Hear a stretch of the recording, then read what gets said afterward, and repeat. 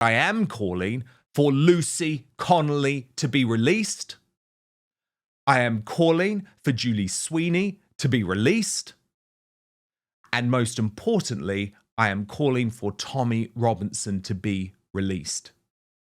And while those three people, I know there are many more, but you know these are the three cases that I've spoken about a lot on this show and I'm very passionate about. And while they remain behind bars, there is no justice in the United Kingdom. And that should concern everyone. Breaking right now, there has been an approach to Donald Trump over Lucy Connolly's most despicable jailing for a post on X, as there is growing pressure for the US administration to grant political asylum for those in the UK jailed for so-called free speech violations. I'm obviously thinking of Lucy, but I'm also thinking of Julie Sweeney, and I'm also thinking of Tommy Robinson. Now, this issue came to the fore during an extraordinary White House briefing this week, where Winston Marshall, the former member of Mumford & Sons, turned independent journalist who was actually on Outspoken to talk about this earlier in the week, put this question to the White House press secretary.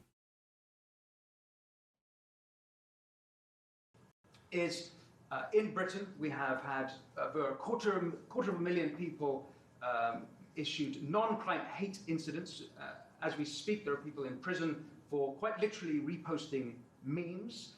We have extensive prison sentences and for tweets, social media posts, and general free speech issues. Would the Trump administration consider political asylum for British citizens in such a situation? Well, to your latter question, it's a very good one. I have not heard that proposed to the president, nor have I spoken to him about that idea, but I certainly can and talk to our national security team and see if it's something the administration would entertain. Yes, please. Raymond Connolly is the Conservative Party councillor whose wife, Lucy Connolly, was despicably jailed. She remains behind bars, still with no access to the outside world, as a result of one post on X. Let me stress, one post on X that she deleted and apologized for in the wake of the Southport massacre, where she was particularly upset given that she lost her child due to NHS neglect in the UK. Now, Raymond Connolly, I'm told that there has been an approach made on behalf of Lucy to President Trump to see if he could leverage tariffs to put pressure on the UK government to free Lucy Connolly. Do you have any hopes that the American administration might take up her cause? I think listening to JD Vance, I think that might well be the case. I might use like tariffs to leverage free speech and whatever. But I'm hoping that they can help. If anybody can help, it's a struggle at the moment. Any help is good. That's all I can say. If you could give a message to the US administration, to Donald Trump, to JD Vance, specifically about Lucy Connolly's situation, what would it be, Raymond? I'd just like them to put pressure on the British government to relax this free speech and maybe do a trade tariff deal as well at the same time. I'd certainly be taking that on board if I was Keir Starmer. I know, because I would argue, given your wife is behind bars, I would argue, Raymond, that Keir Starmer was point blank lying when he told JD Vance in the Oval Office. Do you remember that? JD Vance directly confronted him in regards to free speech. Starmer bristled. He was furious about it and said, "Oh, we've always had free speech." I mean, as a husband of a woman who is in jail because of one solitary post on X, your wife is a good woman. She is a housewife. She is someone who looked after children, by the way, from across the global spectrum. I mean, the idea that she's in any way racist, as Alison Pearson quite brilliantly pointed out in her wonderful feature on this situation for the Daily Telegraph, is for the birds. How did you feel when Starmer claimed that we have no issues with free speech violations in the UK? Do you agree with me that he was lying to the American vice president? He seems to be pretty good at that. But I think JD Vance and that team just must have thought, what is he going on about? You know, have you not?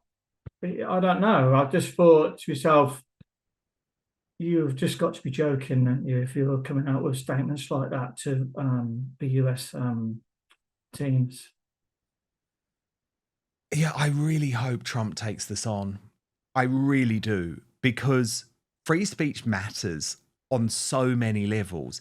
And I think when Starmer said what he said, when we can actually speak to someone like you who is dealing at the coalface with the reality, with the brutal reality of what happens when someone is jailed for a post on X, because you know this is something that some conservative commentators say in America. You can actually, or Elon Musk even, Raymond, can say, oh, you can go to jail in the UK for a post on X.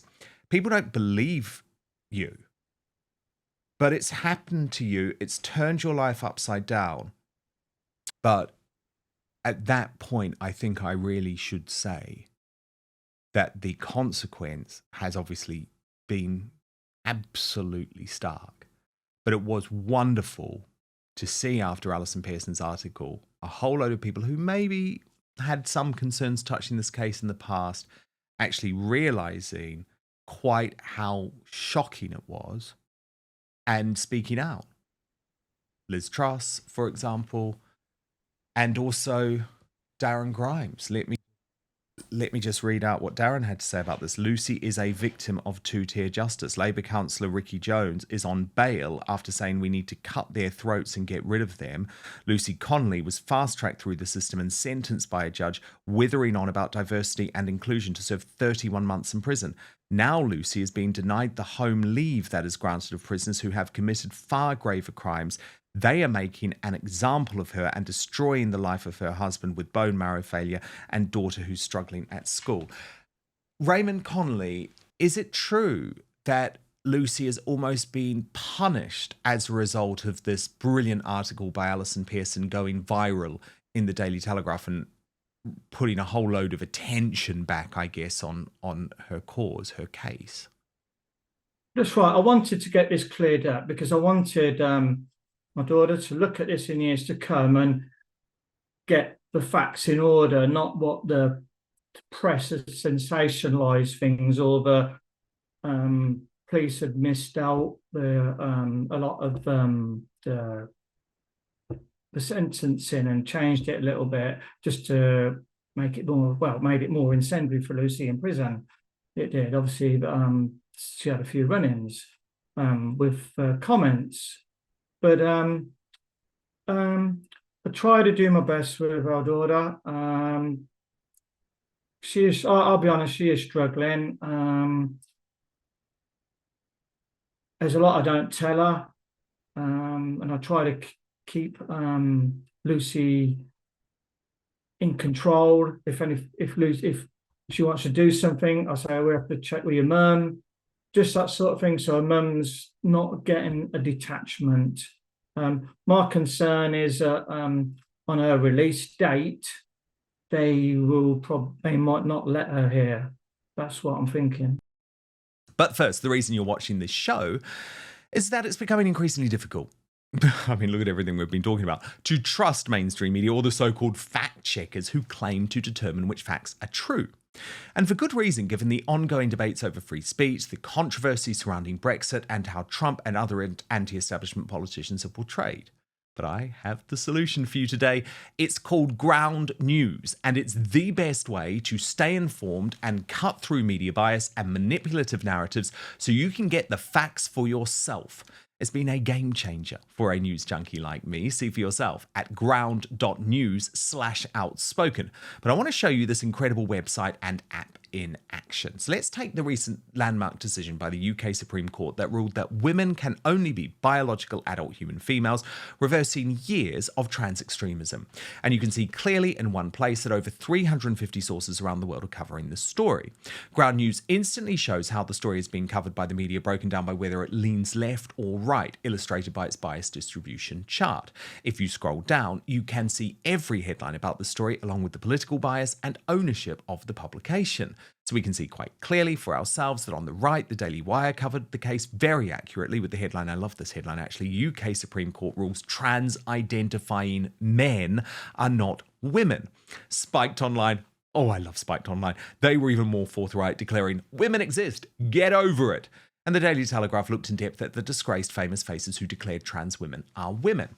By stark contrast, the left-wing National in Scotland said the result was only a victory for gender-critical feminists. And the ludicrous Canary ran with the clearly insane headline, victory for the far right, as Supreme Court rolls back trans women's rights by 2 decades. Far right. I mean, come on, you think J.K. Rowling's on the far right now, do you? They have lost the plot.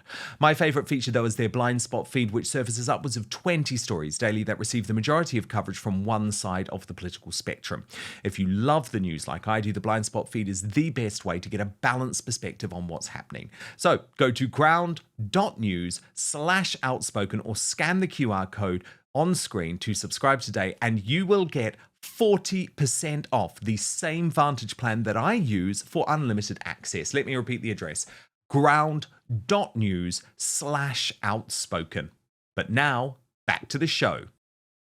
And I think it is worth, Raymond, just talking about some of that support, that high-level support that Lucy has now received. Kemi Badenoch, leader of the opposition, leader of your party, Raymond, so I imagine this made your heart sore. Having reviewed the background of Lucy Connolly's case, her denial of release on temporary licence appears unjust. ROTL is not a grand privilege, it's a modest allowance for 2 to 3 nights at home per month. Lucy has been unfairly treated, and it's time to acknowledge this. Lawrence Fox, her child was murdered by the state. Her state of mind was murdered by the state. The state took her child from her. The state is your enemy. Free Lucy. Liz Truss, the former Prime Minister. Lucy Connolly should be released immediately and reunited with her family. The severity of her sentence is completely unjustifiable and a shocking example of two-tier justice which now prevails in Britain. And Richard Tice, the Deputy Leader of Reform UK, Lucy Connolly is the victim of Starmer's two-tier justice. She should be freed. Violent criminals have served less time than her. And Raymond Connolly, good luck in the election tomorrow. I'm so delighted that you didn't back down, that you stood again, because we have to stand up against the establishment when they try and cancel us. And Definitely. Yeah. And I really, really hope you do well tomorrow, because you've been a great local councillor, Raymond Connolly. Thank you so much. And I think it is absolutely despicable, and we should be ashamed as Brits, that the only hope we now have is for the President and the Vice President of the United States of America, Donald Trump and J.D. Vance, to come and save us. And don't get me wrong, we do need that. But why are we not raising up? Why are we not rising up, about the fact that you can literally now be jailed in this country for a post on Facebook, for something you say on X, or in the case of Tommy Robinson, because remember, all of this ends up coming back to Tommy Robinson, a film that is a piece of independent journalism that the deep state might disagree with. Free speech is everything. It is completely fundamental to our society. And that is why, even though I find what Kneecap said totally disgraceful, it is clearly a very specific incitement to violence, given they are calling on the death, the killing of Tory MPs. Even though I do feel that, I'm not calling for them to be jailed, but I am calling for Lucy Connolly to be released. I am calling for Julie Sweeney to be released. And most importantly, I am calling for Tommy Robinson to be released. And while those three people, I know there are many more, but you know these are the three cases that I've spoken about a lot on this show and I'm very passionate about. And while they remain behind bars, there is no justice in the United Kingdom. And that should concern everyone. Thank you so much for watching Dan Wootton Outspoken. Please click on my face just to the bottom left to subscribe to this brand new independent news source and turn on the notification bell so you'll be alerted to our brand new live shows, uncancelled interviews, and special royal episodes. Outspoken is also now available as a podcast, so you can listen to the show every weekday on the go, wherever you are.